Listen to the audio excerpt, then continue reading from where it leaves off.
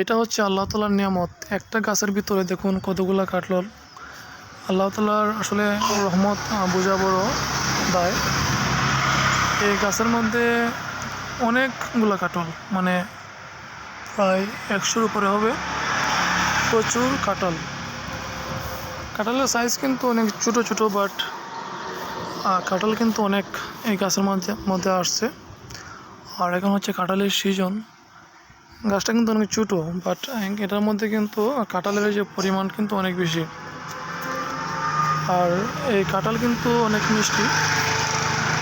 এই গাছের কাঁঠাল অনেক মিষ্টি এবং প্রচুর কাঁঠাল ধরে। এই প্রতি বছরই এই গাছের মধ্যে অনেক কাঁঠাল ধরে এবং খেতে অনেক সুস্বাদু। ভিডিওটা করার উদ্দেশ্য হচ্ছে সবার সাথে শেয়ার করা, আর সবাই ভিডিওটা শেয়ার করে দিবেন। আল্লাহ তাআলার নিয়ামত আসলে অনেক সুন্দর, অনেক